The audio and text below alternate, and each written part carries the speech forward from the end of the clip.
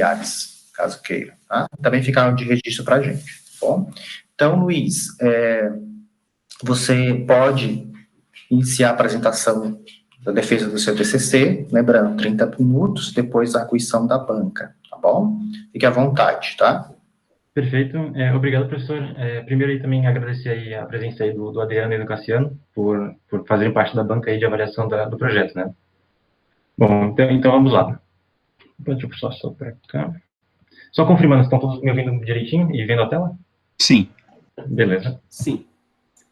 Bom, então, primeiramente eu começo aí com o sumário, que mostrando os assuntos que vão ser abordados aí durante a apresentação, né? Então, vamos passar aí pela introdução, a metodologia, os resultados, a conclusão e os trabalhos futuros aí que estão presentes no trabalho, né?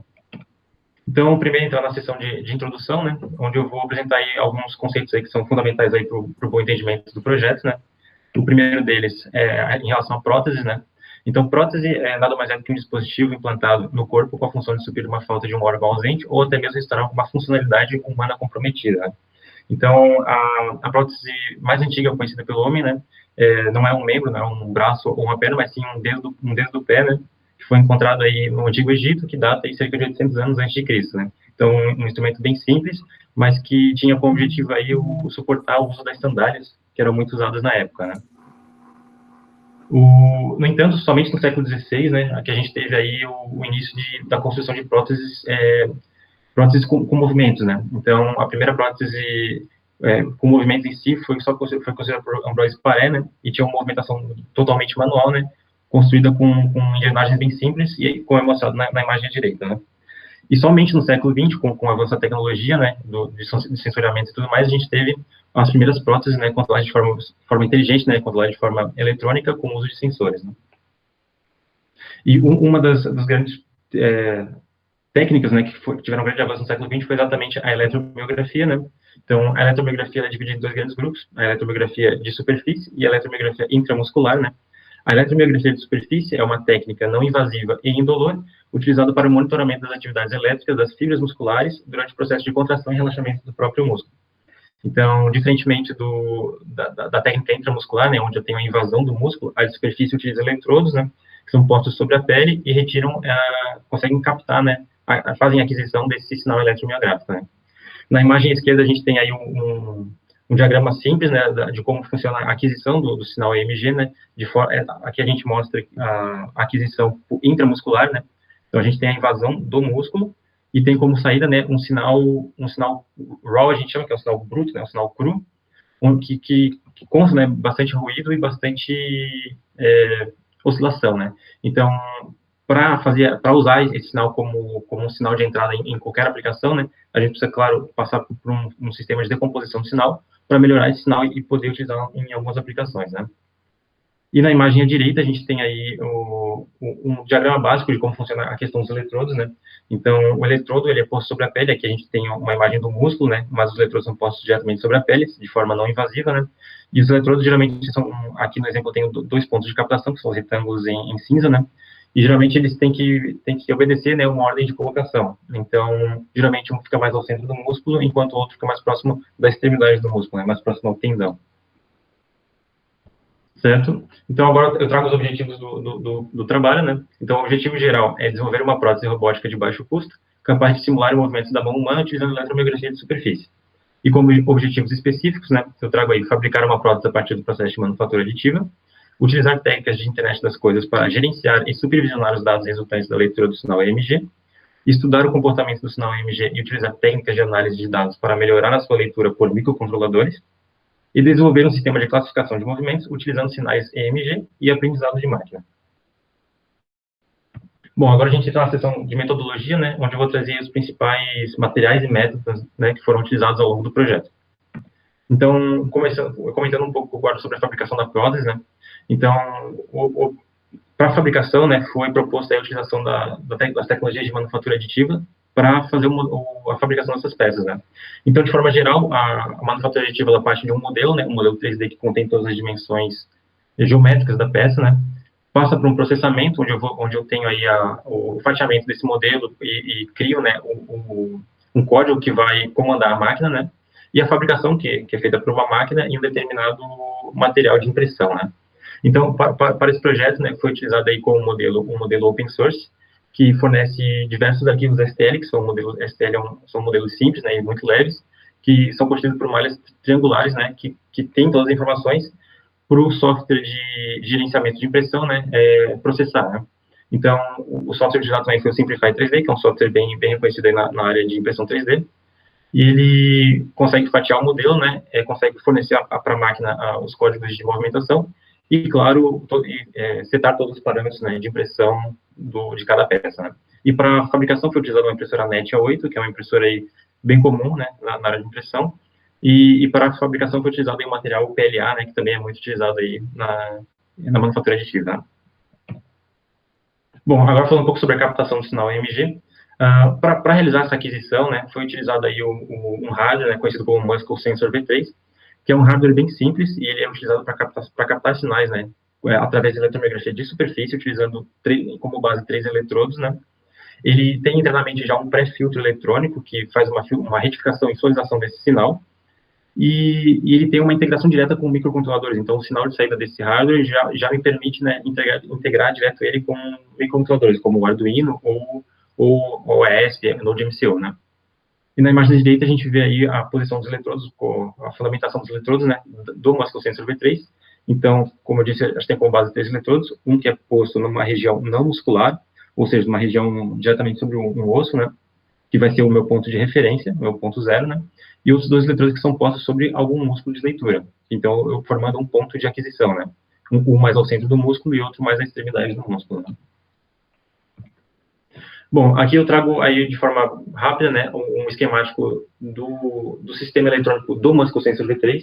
Então, como eu disse, ele não só lê o sinal, mas ele também realiza um pré-filtro desse meu sinal EMG, né? Então, eu posso ver que ele está dividido em 4 grandes, digamos assim, polos, né? Tem o tópico de aquisição, onde eu tenho aqui a entrada da leitura do meu eletrodo do músculo central, do músculo, da extremidade do músculo, né? E de referência. E esse sinal lido, né? Ele não sai direto do meu hardware, né? Ele passa primeiro para uma unidade de retificação, onde eu tenho, através de diversas POPs, né, eu tenho a retificação desse sinal, e esse sinal retificado também passa por uma suavização do sinal, e aí sim ele sai, né, para que o microcontrolador possa ler, né. Então ele realiza todo esse pré-filtro do sinal EMG. Bom, vamos agora sobre o sistema de comunicação. Então, um dos objetivos do trabalho é realmente utilizar técnicas de internet das coisas, né, para o gerenciamento e aquisição desses dados. Então, no projeto aí foi proposto a criação de um lado servidor e um lado cliente. O lado servidor, ele é gerenciado pelo hardware ESP32, né, que é um hardware de alto processamento e com uma boa resolução, né, e os objetivos do lado servidor, né, é realmente captar, ler o sinal EMG que vem da Muscle Sensor V3, fazer o tratamento desse sinal e depois classificar esse sinal, né, e fornecer esse dado para que os clientes possam acessar, né. E o lado cliente, né, foi aí gerenciado pela Wemos D1R2, que nada mais é que um Arduino integrado com uma ESP8266, né, que fazendo toda a integração do Arduino com o Wi-Fi, né, e o objetivo do lado cliente é realmente ler esses dados que está no servidor, receber esse sinal, e a partir desse sinal realizar a lógica de controle dos motores. Então, dependendo da classificação que eu leio, eu crio, né, os movimentos para cada um dos motores que comandam a prótese. Bom, então aqui eu trago os esquemáticos de forma rápida. O primeiro esquemático é do sistema de aquisição do sinal EMG. Então, ele é bem simples, ele é composto aí pela Node MCU, que seria a ESP32, né, do lado do servidor, e o meu Muscle Sensor V3, né, que é a parte de aquisição do sinal EMG. Então, só comentar que o Muscle Sensor V3 ele é alimentado de forma simétrica, né, com mais ou menos 5 volts, e é recomendado que as entradas, né, do Node MCU sejam até no máximo 3.3 volts, né, então por isso também foi criado aí um divisor de tensão, né, com 2 resistores para passar essa tensão máxima de 5 volts para 3.3 volts, né. E a segunda esquemática é o sistema de controle, né, da próxima do lado cliente. Então, ele é bem simples, ele contém aí os 5 motores que comandam a prótese, né, o polegar, o indicador, o médio, anelar e mínimo, né, cada motor referenciado a um dedo, né. Eles são alimentados de forma externa ao microcontrolador, e o controlador que faz a lógica de controle, né, é o IMOS, que tem a comunicação com a internet e se comunica o tempo todo com o servidor, né. Bom, agora falar um pouco sobre a extração de características, né, do sinal. Então, o que é a extração de características, né? É um processo de transformação do sinal bruto em uma estrutura de dados relevantes, removendo os ruídos e destacando atributos importantes para a análise. Então, pensando aí no sinal EMG, né, a utilização do sinal bruto EMG, ele não facilita, né, a criação a análise dele e a criação de um classificador, né. Então, por isso a gente usa aí essa técnica de extrair características, extrair atributos, né, que nada mais é que a utilização de fundamentos matemáticos, né, que estão bem descritos aí ao longo do projeto, ao longo da monografia, né, para transformar esse sinal e extrair, né, atributos relevantes que vão facilitar, né, a minha classificação futura. Então, hoje, no mundo da eletromiografia, né, existem muitas características, né, mas as mais utilizadas é realmente o desvio médio absoluto, que é o MAV, né, e o comprimento de onda WM, mas existem muitas outras também. Né. Em relação ao machine learning, né, então, o machine learning são métodos computacionais, né, que utilizam a experiência para melhorar o desempenho ou fazer previsões precisas, né.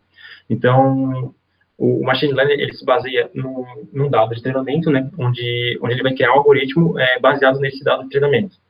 Daí ele vai receber como entrada os dados para serem classificados, né, e vão classificar esses dados de acordo com a lógica criada a partir dos dados de treinamento, né. Existem diversos fundamentos matemáticos para a criação de machine learning, né, e no mundo da eletromiografia também existem alguns que são mais utilizados. Então, eles têm alguns deles mais utilizados, que é realmente o K-Nearest Neighbor, o Discriminant Analysis, o Naive Bayes e o Support Vector Machine. Todos eles têm o mesmo objetivo, que é realmente realizar a classificação do sinal, porém, cada um deles aí traz uma fundamentação matemática um pouco diferente, né, para distinguir as classes, né. Certo? Agora eu entro na seção aí de resultados, onde eu vou apresentar aí os principais resultados encontrados ao longo do projeto. Então, antes de mostrar os resultados, eu trago um fluxo de funcionamento para deixar um pouco mais claro como funciona todo o sistema, né? Então, o sistema ele é dividido em três grandes tópicos, né? São as linhas, né? As 3 linhas. Então, o tópico do Muscle Sensor V3, o lado servidor com a ESP32 e o meu lado cliente com a WIMOS, né? Então, tudo começa com a movimentação muscular, né, que através dos eletrodos eu consigo captar esse sinal, e dentro da Muscle Sensor V3, né, eu consigo realizar o pré-filtro desse sinal, retificando e suavizando o sinal. Né. E esse sinal é enviado para a ESP32, né, que é o lado servidor, através de uma conversão analógica digital, né, e dentro da ESP32, dentro do servidor, né, eu tenho toda a lógica de extração de características, né, e posteriormente a classificação desse modelo através do Machine Learning, né, enviando esse sinal resultante, né, para o servidor. E aí os clientes, né, através de comunicação Wi-Fi, conseguem ter acesso a esse dado, né? Então, o cliente, o IMOS, pode ler esse sinal, realizar a lógica de controle dependendo do sinal lido, né?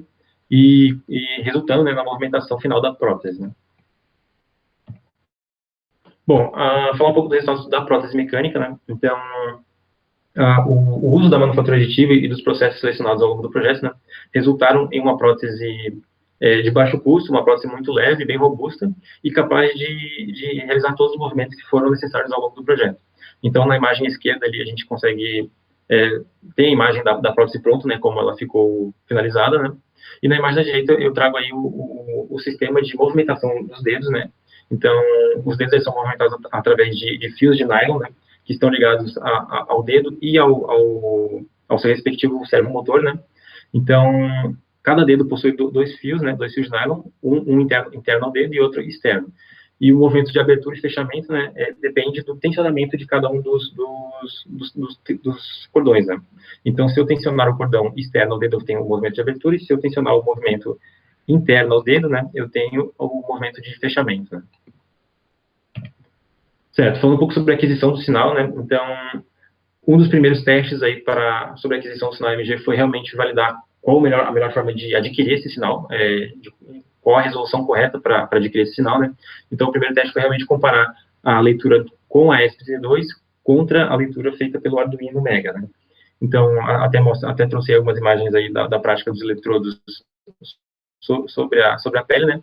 E na direita, o esquemático básico, né? Utilizando a Muscle Sensor V3 e o ESP32, né? Para a aquisição desse sinal.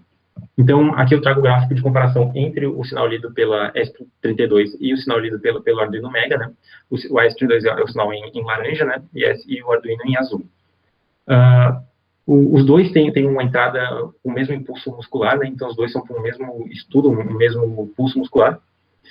E a gente pode perceber, né, que a leitura da ESP32 tem uma resolução muito melhor do que com o Arduino, né? Então, se a gente pegar o valor mínimo e o valor máximo, a diferença entre o valor mínimo e o valor máximo, né, da ESP32, ela é muito maior, né, do que a diferença entre o valor mínimo e o valor máximo do Arduino, né. Isso acontece aí porque a ESP32 aí tem uma resolução de 12 bits, né, e trabalha de 0 a 3.3 volts, né, o que me traz uma resolução de 0,8 milivolts por bit, né. Já o Arduino é de 10 bits e trabalha de 0 a 5 volts, né, trazendo aí uma resolução de 4,9 milivolts por bit. Então, aqui eu pude ver que a ESP32 ela é essencial para a aquisição do sinal AMG devido a essa boa resolução, o que vai facilitar muito, né, a minha classificação futura, né. Bom, falar um pouco sobre a interface web. Então, como eu tô propondo a utilização de artifícios de internet das coisas, né, e eu tenho a criação de um cliente e um servidor, foi criada também uma interface em HTML para poder monitorar, né, para poder fazer esse monitoramento por qualquer dispositivo com acesso à internet, né. Então, foram criadas basicamente três páginas, né, web, né. Então, a primeira é só a homepage, onde eu tenho acesso às outras funcionalidades. A página do meio seria a página onde eu consigo ler em tempo real esse valor lido pelo servidor, né, do sinal AMG, né, utilizando aí algumas bibliotecas a biblioteca HighCharts, né, para plotar esse gráfico, né, em tempo real. E, por último, a tela onde eu posso controlar, né, de forma manual, né, através do celular, por exemplo, controlar cada um dos servomotores, né, da prótese, né. Bom, agora falar um pouco sobre a extração de característica, né. Então, para validar e para fazer os testes da extração de características do sinal EMG, foi utilizado aí o MATLAB e uma caixa de ferramentas, uma toolbox, né, que se chama EMG Feature Extraction Toolbox. Ela contém aí vários conceitos matemáticos, são mais de 40, para fazer a extração dessas características do sinal, né. Então, para o primeiro modelo, foi utilizado 7 movimentos musculares, que são exatamente esses 7 movimentos que estão listados abaixo, que é o repouso, com a mão aberta, o punho fechado, apenas o polegar, apenas o indicador, apenas o dedo médio, apenas o anelar e apenas o mínimo, né? E foram utilizadas 10 características que estão presentes dentro dessa toolbox, né? E são as 10 características mais utilizadas aí no conceito de eletromiografia, né? Então, um primeiro teste foi realmente usar todas essas 10 características, né, e botar elas todas no mesmo gráfico para ver a resposta final deles, né?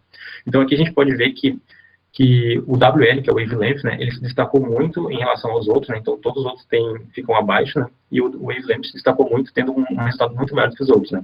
Então, se a gente pensar em regiões, né, onde eu posso dividir em regiões esse gráfico, eu consigo ver a distribuição de 4 regiões, onde uma região A, né, eu tenho somente um movimento, que é o movimento 2, né, a minha região B também só tem um movimento, que é o movimento 1, a minha região B já tem 3 movimentos, que daí são movimentos um pouco difíceis de diferenciar um ao outro, né, devido à sua proximidade do valor, né, e o C também com outras 2 movimentações, né, mas utilizando apenas o wavelength, né, a gente pode ver que a gente já consegue dividir em quatro classificações, né. Uma segunda análise agora foi retirar o wavelength para analisar as outras características, né. Então, nesse gráfico, eu retirei o wavelength e fiz uma análise das outras características. Então, aqui a gente pode ver agora que se a gente for dividir em regiões, né, já fica bem mais difícil de caracterizar em algumas regiões. A gente pode dividir no máximo em até 2, né. Uma região A, onde eu tenho, de novo, né, só o movimento do punho fechado, e uma região B, onde eu tenho todas as outras 6 movimentações, né. Então, nesse gráfico, né, eu consigo ver que já fica um pouco difícil de classificar em regiões, né, e as características que tiveram o melhor resultado foram exatamente o MAV, o RMS e o LD, né.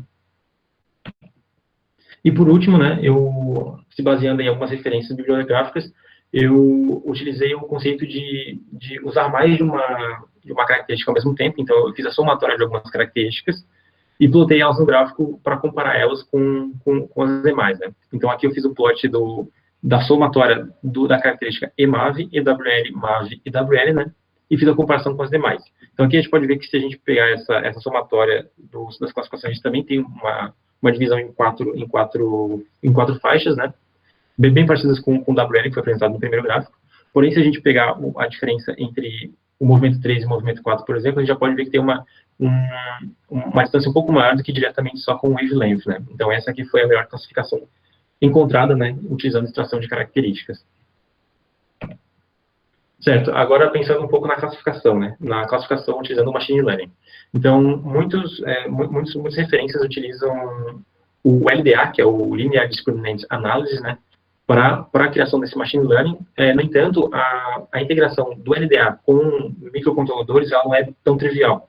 Então, foi adotado nesse projeto o uso do suporte Vector Machine, o SVM, que de maneira geral é um método que encontra, né, ele calcula um hiperplano que corresponde à maior margem possível entre os dados de diferentes classes, né.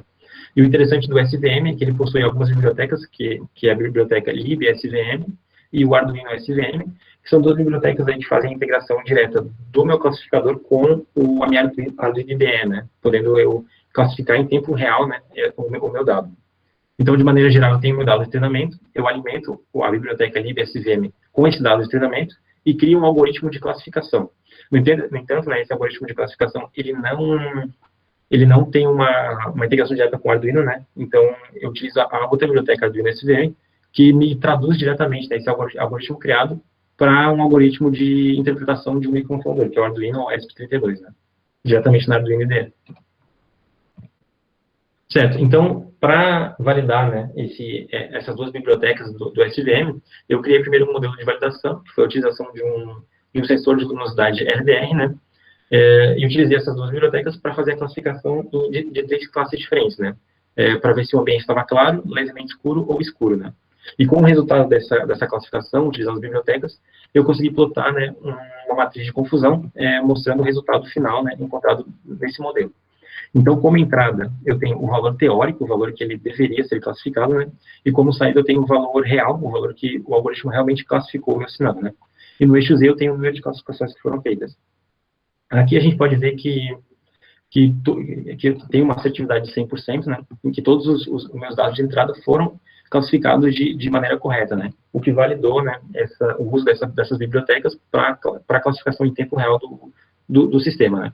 Então, feito isso, agora eu pude criar o meu classificador diretamente com o sinal EMG, né? Então, utilizando os 7 movimentos descritos anteriormente, né, eu criei o algoritmo de classificação em tempo real, né, e plotei eles numa matriz de confusão.